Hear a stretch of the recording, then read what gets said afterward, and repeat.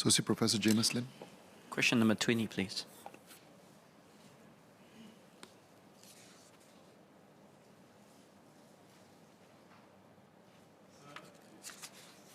Sir, the MAS Act states that MAS is to maintain price stability conducive to sustainable growth of the economy, and that is to conduct monetary policy for this purpose. Within this stated mandate, MAS has full autonomy over the appropriate choice of monetary policy instrument and the formulation of monetary policy. Now, we have addressed questions on official foreign reserves, OFR, in this House several times. Most recently during the second reading speech on the MAS Amendment Bill on 11th January 2022.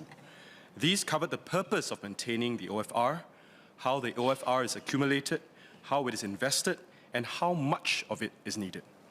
MAS assesses how much OFR is needed for the purpose of implementing its monetary policy, taking reference from internationally accepted measures of reserve adequacy, as well as the highly open nature of our economy and financial markets.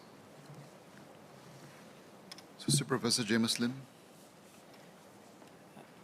Thanks to MOS for the response. I'm just wondering if I could just clarify. So my interpretation of what was just shared is that MAS actually does maintain quite a bit of discretion in how it operationalizes the various scopes, but that the government is able to make broad suggestions on just how it goes about operationalizing these principles. And if that is the case, would MOS be able to share if this is also the general principle that the government adheres to for all other independent bodies, such as the Chief Valuer? So I will focus my answer on the MAS and the structure of the MAS and indeed how MAS conducts its exchange rate monetary policy is not new.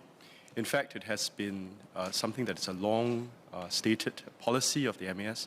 In fact, many advanced countries have opted for statutory central bank independence, but this has not really fully insulated monetary policy from political interference.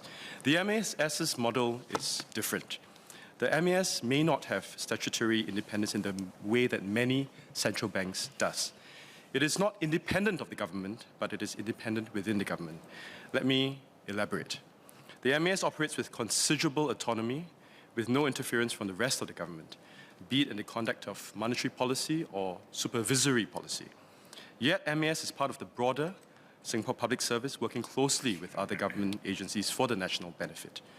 And macroprudential policies are successful in Singapore only because the MAS, the Ministry of Finance, and the Ministry of National Development coordinate and use their respective policy tools in a concerted manner. If I take a step back, if you look at over 5 decades of MAS's history, the MAS has built its credibility as a central bank, as a financial supervisor, as well as a partner with industry by learning from the best, particularly in the MAS's early years, but also where appropriate, doing things in our own way.